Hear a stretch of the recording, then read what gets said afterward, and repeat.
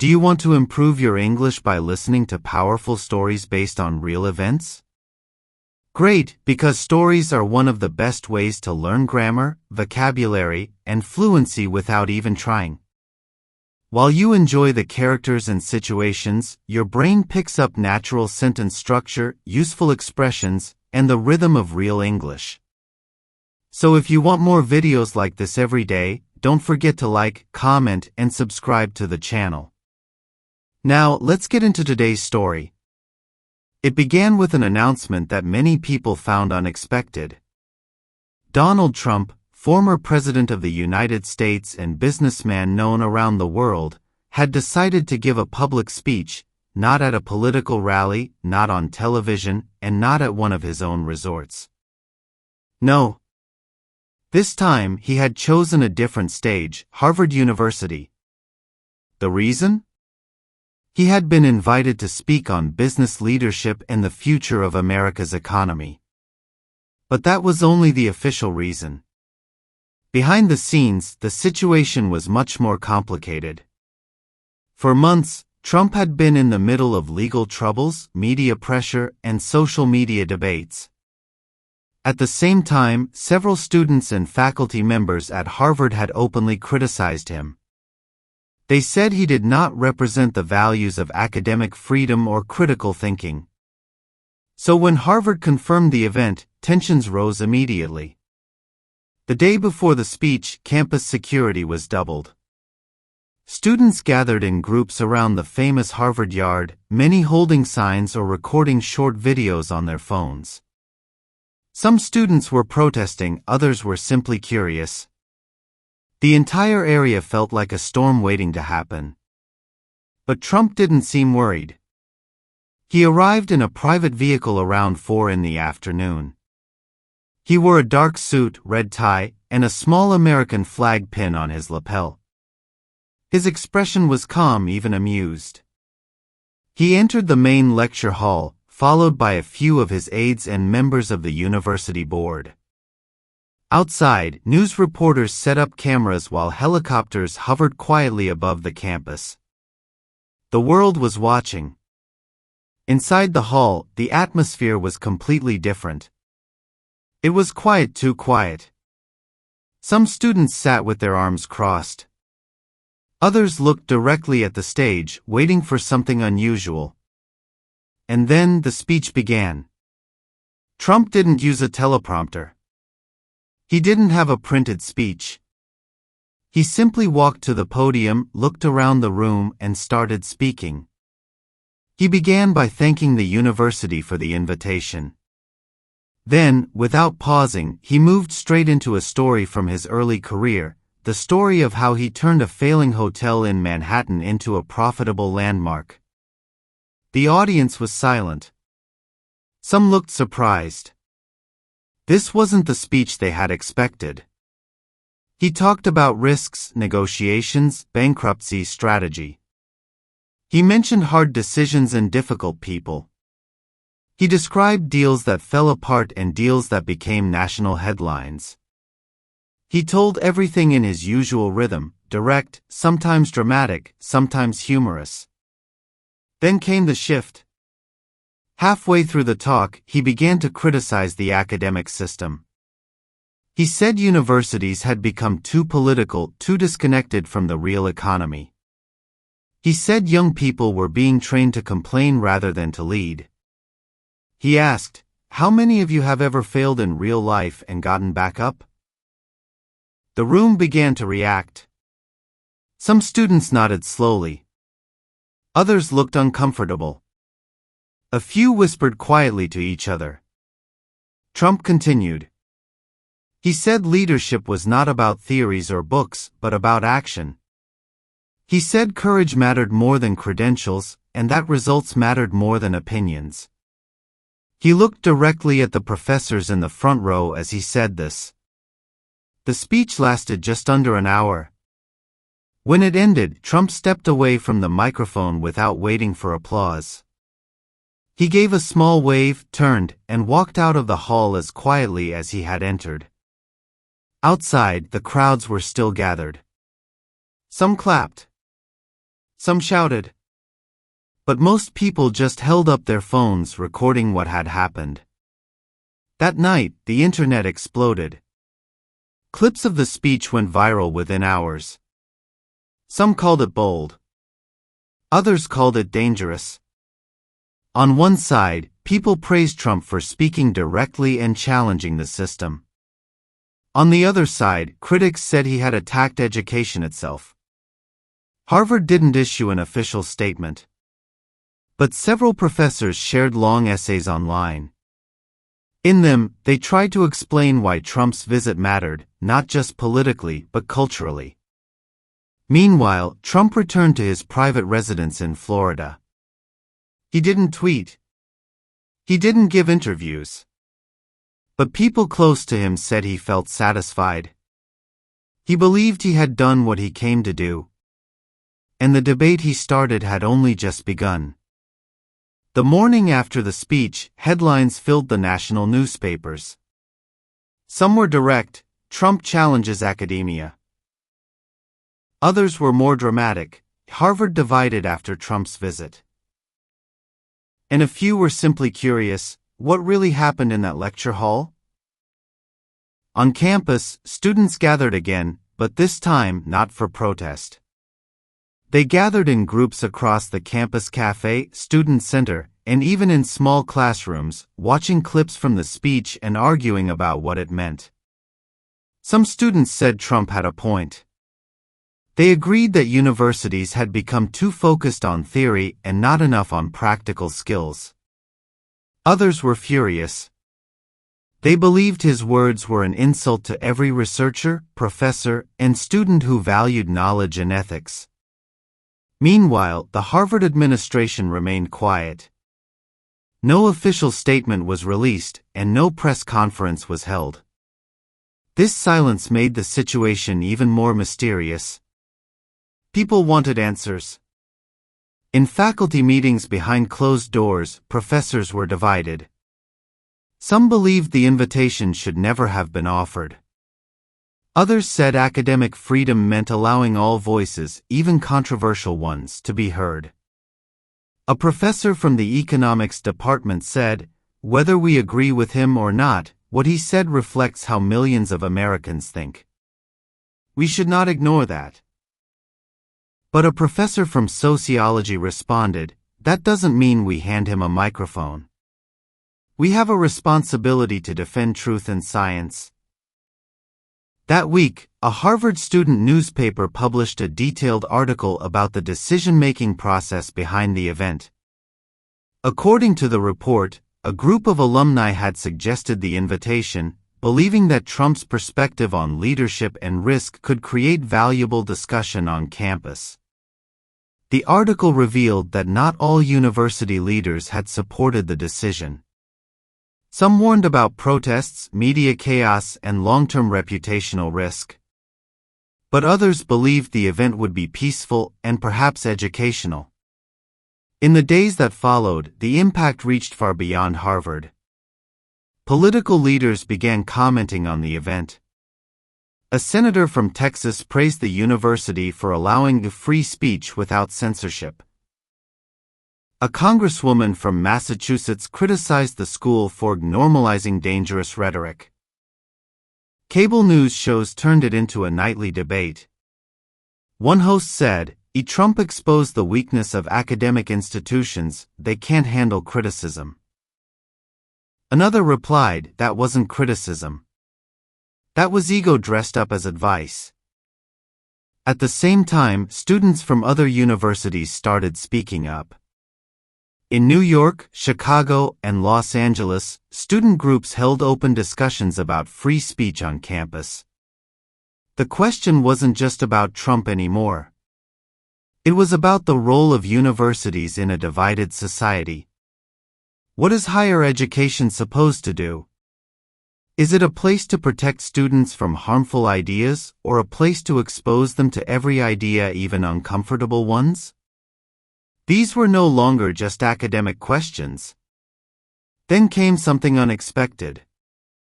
A group of students who had attended the speech organized a panel discussion inside Harvard.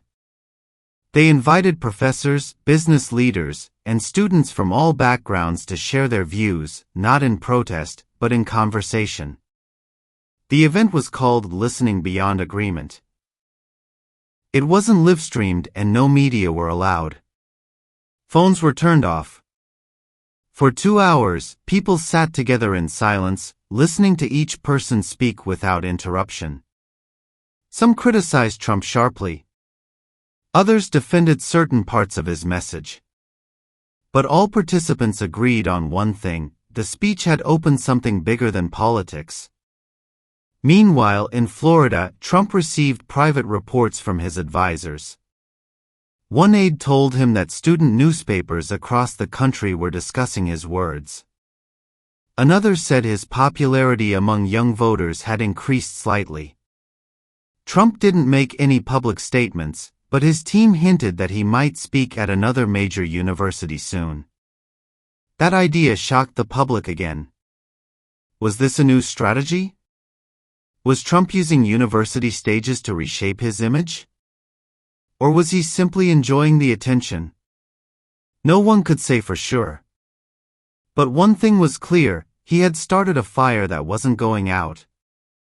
Professors began rewriting parts of their lectures to include new discussions about power, influence, and social responsibility. Students began submitting essays that mentioned the event as a turning point. Even Harvard's board quietly began reviewing its speaker policies. Meanwhile, one article in a national magazine asked, "What happens when a university becomes a battlefield of ideas instead of a shelter from them?" That question spread fast. From political podcasts to university classrooms, people kept asking, what does education really mean in an age of division? And how should young people prepare, not just for jobs, but for leadership, disagreement, and truth? Harvard had become a symbol. And Trump, intentionally or not, had forced it into the center of a national conversation. And the story wasn't over yet. 2 weeks had passed since Donald Trump's appearance at Harvard University. The day itself was over, but the consequences were just beginning. Across the country, headlines were replaced by new controversies, but at Harvard, the air still felt tense, as if something large had entered the building and had not yet left. The students had returned to class, but their minds were still elsewhere. Professors continued teaching, but even they felt a shift they couldn't fully describe. One of the clearest changes happened in the Harvard Square cafes. Students, once quiet behind laptops and noise-canceling headphones, now leaned across tables in heated but thoughtful conversations. They weren't talking about parties or assignments anymore. They were talking about responsibility, influence, and what it means to be part of a community. One student, a sophomore named Jason, created a blog titled, "What's Next for Harvard?" At first, it was just a collection of thoughts about free speech and academic values. But within days, the blog had over 100 contributors: students, faculty members, alumni, and even parents. They weren't all in agreement. Some said inviting Trump was necessary. Others said it crossed a line. But they all had one thing in common: they wanted to understand. Meanwhile, the university administration faced growing pressure to take a stronger position. Some donors praised the event as a bold defense of intellectual openness. Others expressed concern about the institution's image. The Board of Overseers met behind closed doors to discuss what many called the biggest internal identity crisis in decades. Despite the tension, Harvard didn't shut down. In fact, it opened up more.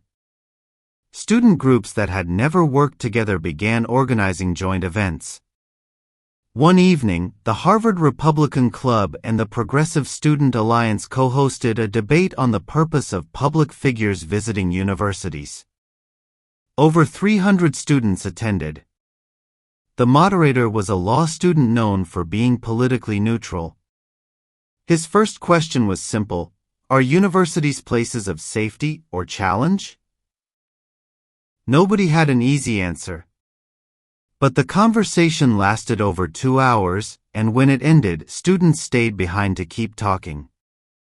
One of them said, "We're not here to agree. We're here to practice disagreeing better." This idea of disagreeing better spread quickly. Posters appeared around campus with that phrase in bold letters. Some called it cheesy. Others said it was the best idea to come out of the whole situation. In classrooms, professors added new material. In an ethics seminar, students studied public apologies and statements made by leaders after controversial moments. In a media class, they compared how different news channels had covered the event. In an American history course, the professor began a new unit, Universities in Times of Political Tension, Then and Now. Even students who had skipped the event felt drawn into the discussion. They were asking deeper questions, reflecting on ideas instead of just memorizing facts. One philosophy student said, "For the first time, I feel like the classroom is preparing me for the real world."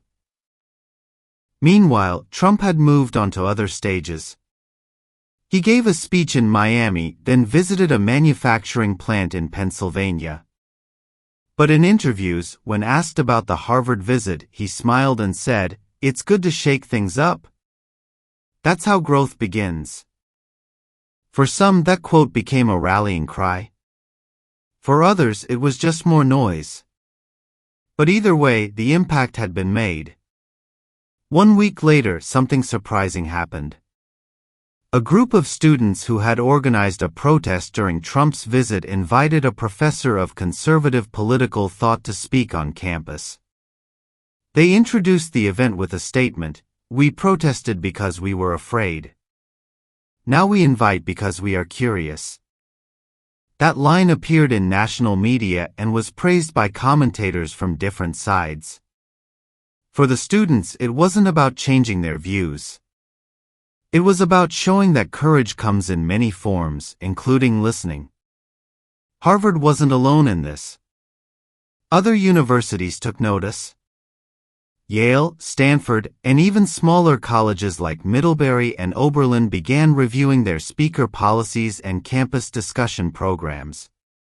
Some began pilot programs where students earned credit for participating in structured debates or leading dialogues across political lines. What started as a controversial moment was becoming a national model for how campuses could adapt. Back at Harvard, winter approached. The trees lost their leaves. The sidewalks were full of scarves and gloves and deep thoughts. But the spirit of conversation continued. In one corner of the library, a sociology student named Emma wrote her senior thesis on the role of controversy in social learning. In it, she argued that growth doesn't happen when we're comfortable, it happens when we're challenged. She quoted one of her professors, "If you already agree with everyone in the room, you're not learning. You're just repeating." She submitted her thesis early. Her advisor said it was one of the most honest papers he'd ever read. As the semester closed, the Harvard administration issued a new campus initiative called Speak to Understand. It included workshops, visiting scholars, and even funding for student-led dialogue projects. The goal wasn't to end disagreement. It was to improve how disagreement happened. In one of the final events of the semester, students were asked to share one thing they had learned from the whole experience. Their answers were varied, personal, and powerful. "I learned that silence is a choice and sometimes the wrong one. I learned that free speech means everyone, not just the people I like. I learned that I'm braver than I thought when I ask questions instead of shouting." The moderator ended the night by saying, "We didn't solve everything, but we learned how to begin." And that might have been the real victory, not for Trump, not for Harvard, but for everyone who believes that learning doesn't stop when it gets difficult. That's how the story of Trump versus Harvard became more than a headline. It became a moment of national reflection, campus transformation, and personal growth. And for English learners like you, it became a powerful lesson wrapped inside a story. You've just followed a complex, real-world story full of powerful ideas, emotional moments, and real human challenges. And along the way, without even noticing, you learned so much English. You learned how to follow a structured narrative in the past tense. You heard natural connectors like even though, meanwhile, despite, and in fact. You saw how to describe thoughts, actions, emotions, and consequences in clear and fluent ways. But most importantly, you experienced the power of story. When you learn English through stories, your brain remembers more. Your heart feels connected. And your motivation stays strong, because you're not just studying, you're living the language. If you found this story useful, interesting, or inspiring, then do one thing for us: support the Fluentory channel by subscribing right now. Click the like button if you learned something new today. And most of all, leave a comment below. Tell us, what did you feel about this story? What's your opinion about freedom of speech in schools? And what would you do if you were a student at Harvard? We read every comment and your voice matters. New stories are uploaded daily, and each one helps you get closer to fluency without stress. Thanks for being part of our story learning journey. Keep listening, keep learning, and keep growing. See you in the next video.